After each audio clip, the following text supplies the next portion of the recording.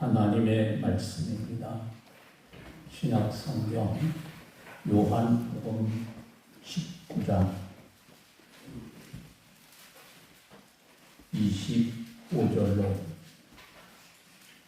27절까지의 말씀입니다.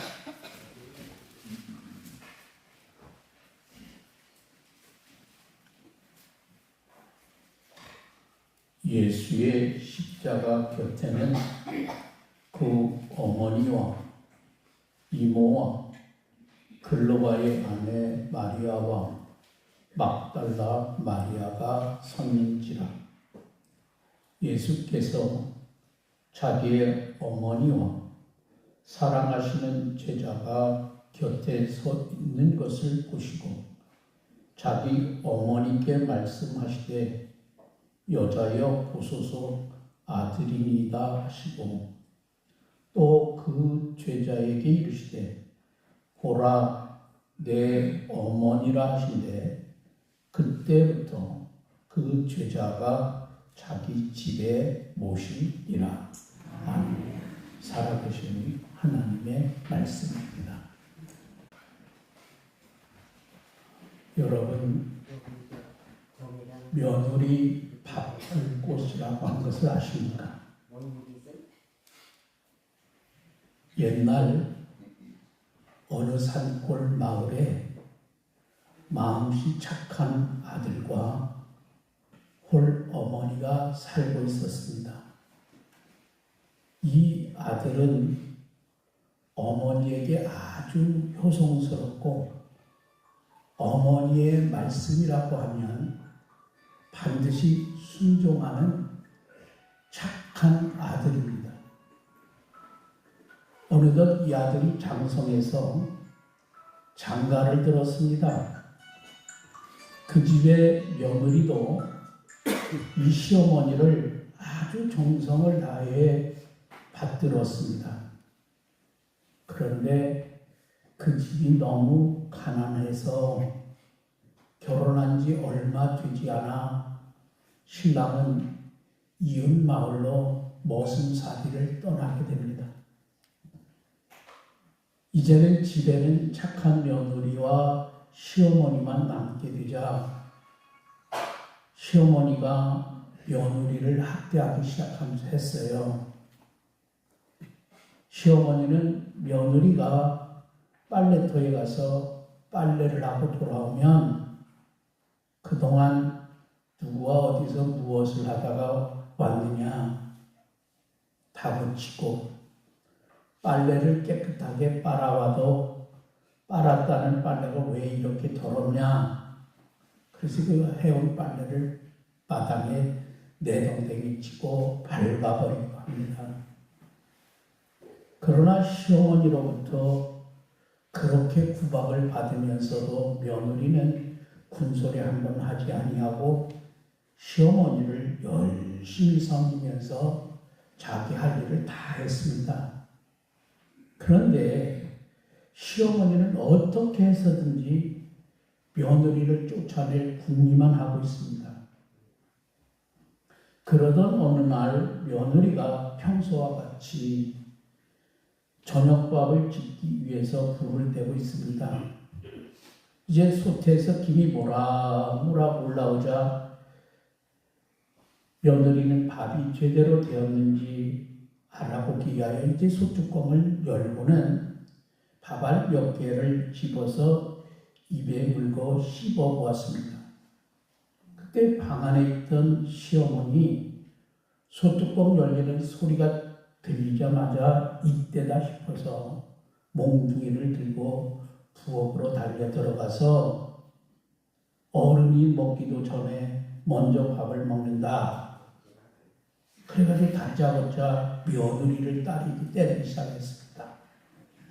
며느리는 이 시어머니에게 별명 한마디 하지 못하고 입안에 밥알을 넣은 채 쓰러지고 말았습니다.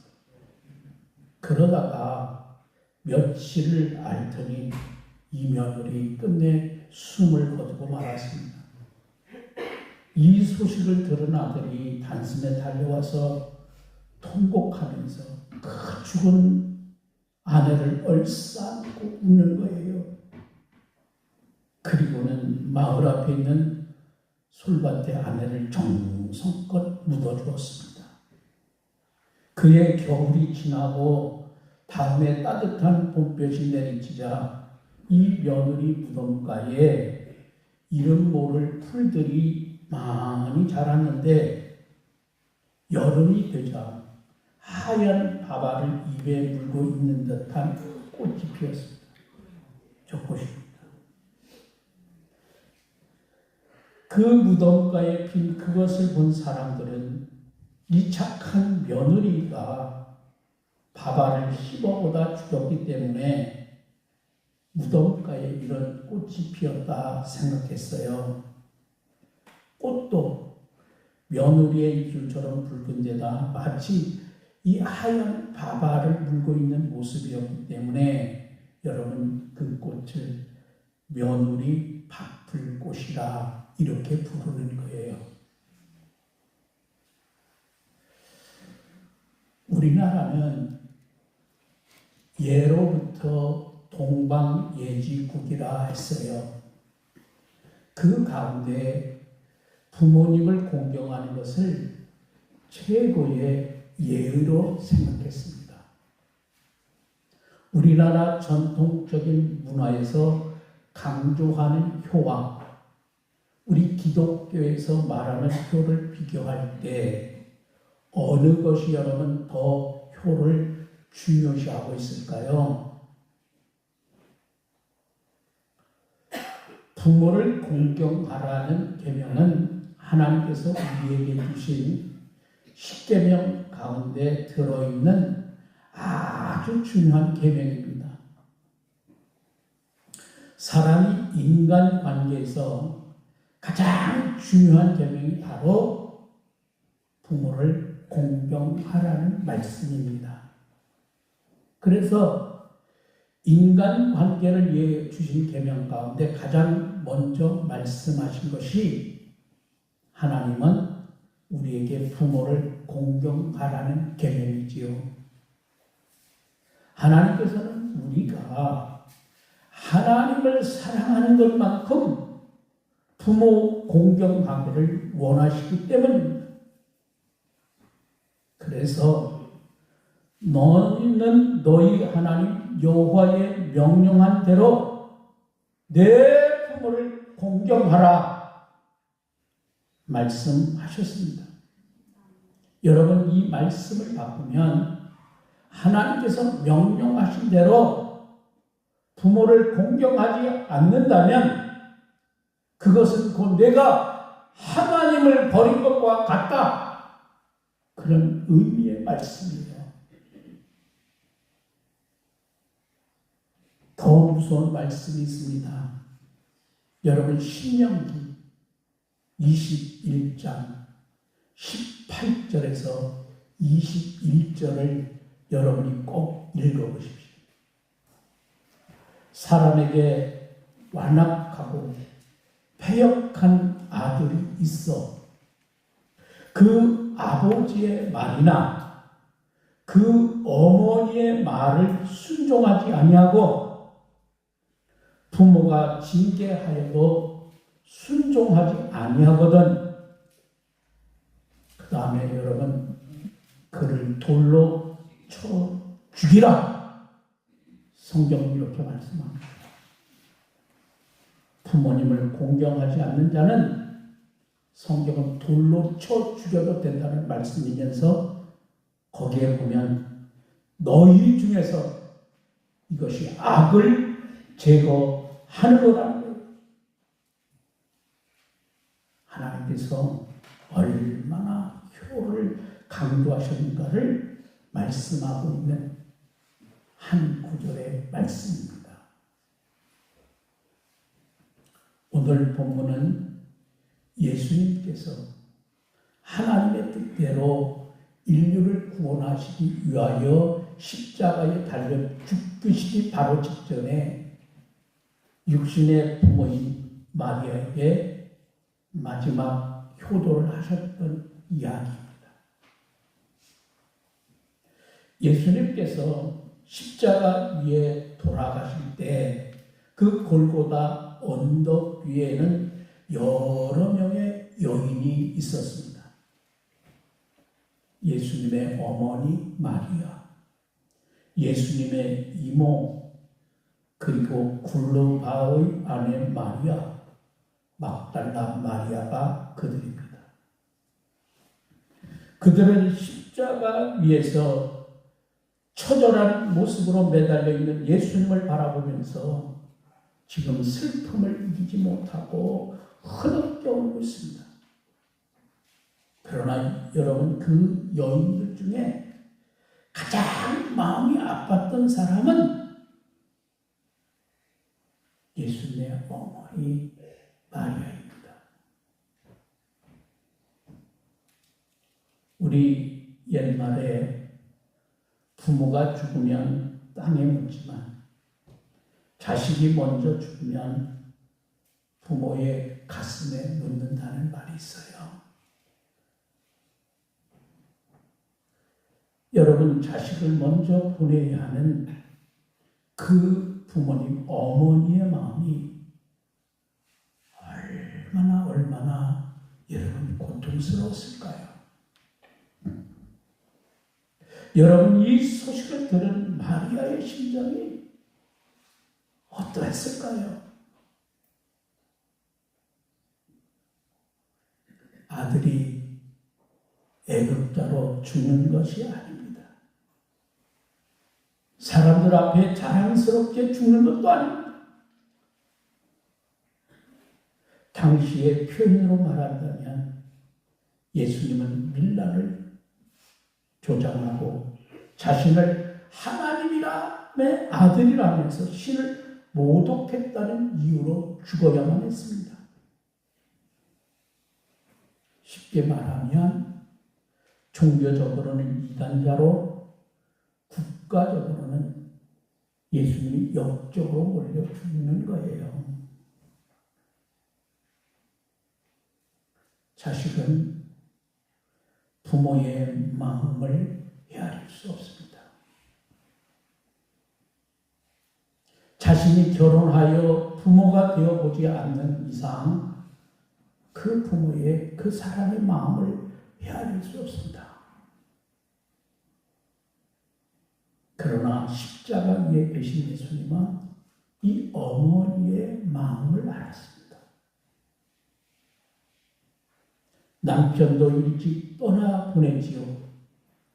이제는 자신이 의지하고 살아야 할 이 큰아들까지 역적이요 이단자라는 판결을 받고 지금 비참하게 죽어가고 있습니다. 그런 마리아의 앞길에 무엇이 보이겠습니까? 정말 앞으로 살아갈 일이 막막합니다. 세상 살아갈 맛이 안 나고 세상 살아갈 희망이 전혀 보이지 않았습니다. 그때 예수님께서는 마리아에게 이렇게 말씀하십니다. 여자여 보소서, 당신의 아들입니다. 어머니, 제가 당신의 아들입니다. 하나님의 뜻을 이루기 위해서 이렇게 죽어가고 있는 제가 어머니의 못난 아들입니다. 하나님의 부르심 때문에 어머니께 효도해 드리지 못한 못난 아들입니다. 어머니, 이제 어머니 곁에 있는 요한이 제 대신 어머니의 아들이 되어줄 겁니다. 제가 못한 효도 이제는 요한이 해줄 것입니다. 그리고는 예수님은 요한에게 말씀하십니다. 사랑하는 요한아, 이분을 이제부터는 내 어머니로 모셔다오.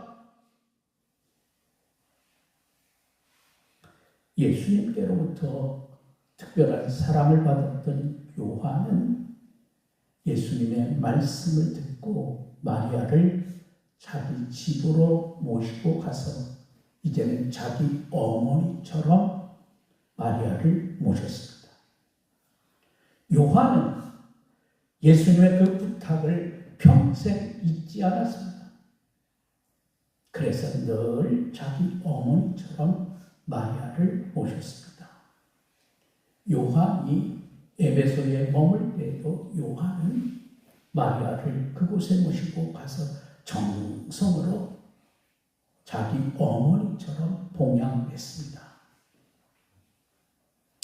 오늘 보여주신 예수님의 효성에서 우리는 두 가지의 효도의 마음을 배워야 합니다.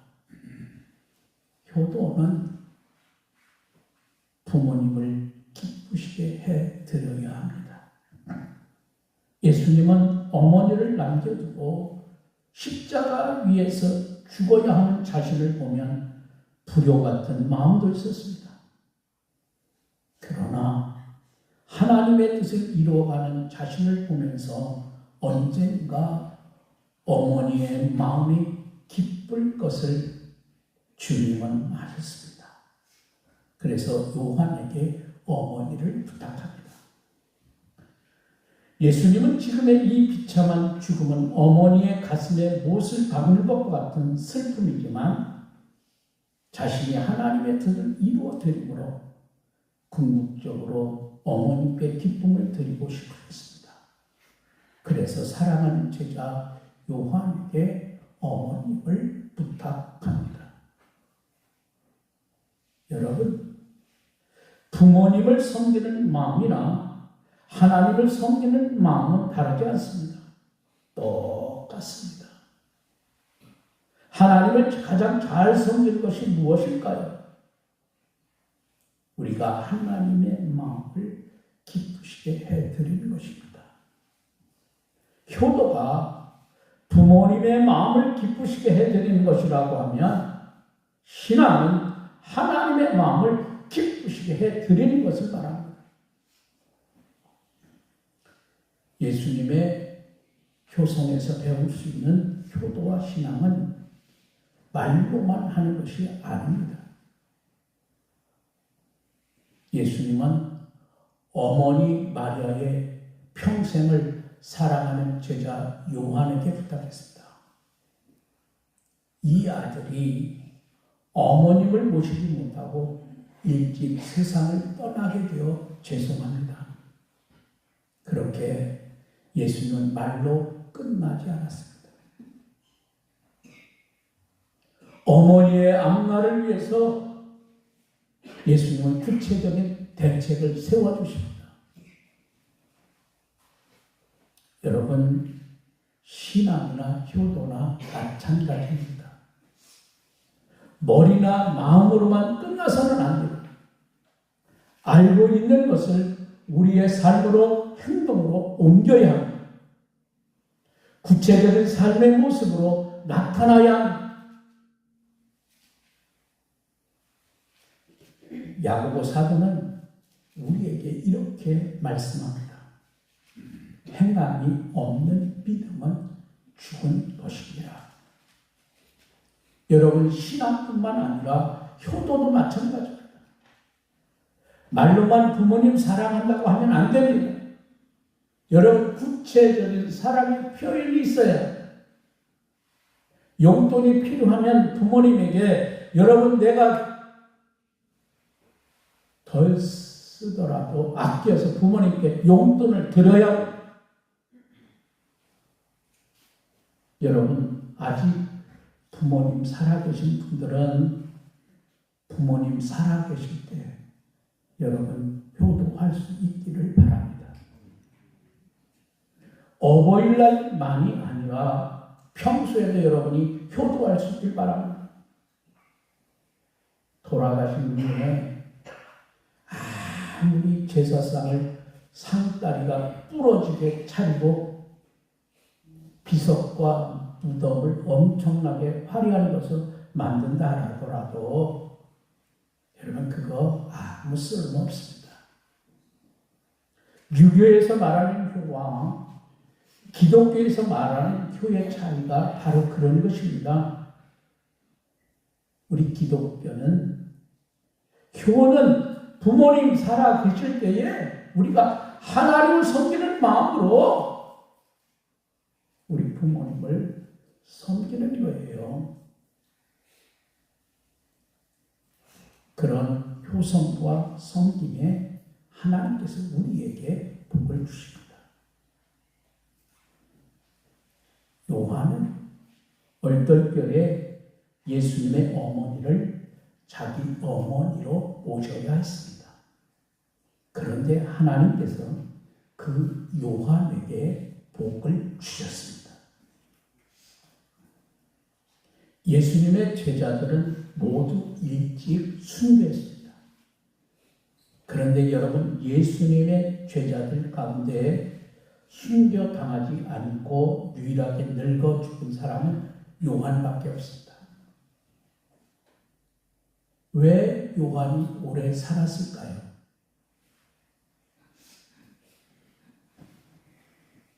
이유는 간단합니다.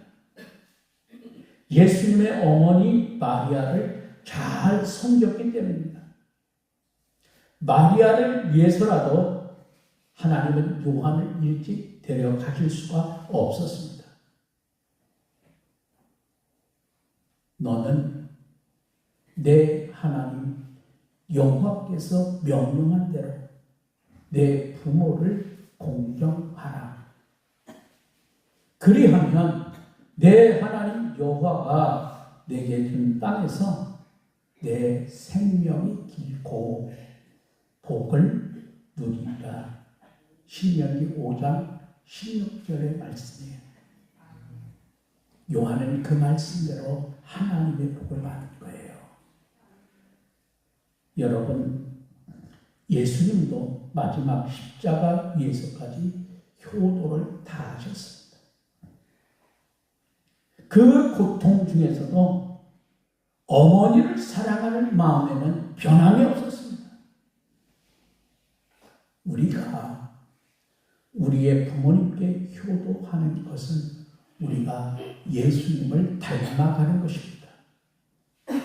하나님의 말씀에 순종하여 하나님을 우리가 기쁘시게 해드리는 것입니다. 그리고 그것은 하나님께서 약속하신 복을 받는 비결입니다.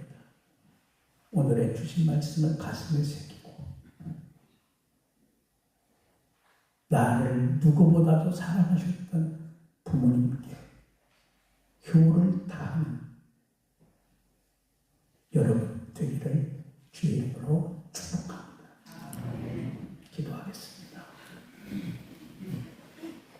하나님 아버지, 하나님께서 우리에게 육신의 부모를 주시고 우리가 하나님을 잘 섬기는 것처럼 하나님은 부모에게 효도하기를 원하십니다. 부모 공경하기를 원하십니다.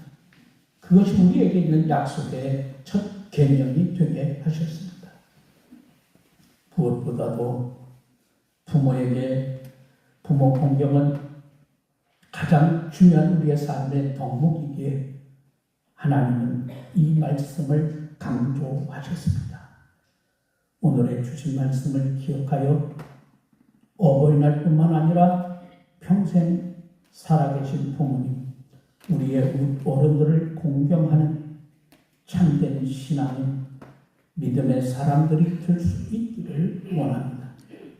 오늘의 주신 말씀이 곧 우리가 하나님 앞에 복을 받는 비결인 것을 잊지 않기를 원합니다. 우리 모두가 지혜로운 사람, 성령의 사람 되어 하나님이 주신 말씀을 잘 믿음으로 순종하며 하나님이 예비해 놓으신 복을 받기에 부족함 없는 우리 사랑하는 모든 성도들이 되게 하시고 우리의 가정의 모든 가족들이 되게 하옵소서. 우리를 언제나 사랑하신 예수님 귀하신 이름으로 기도합니다. 아멘.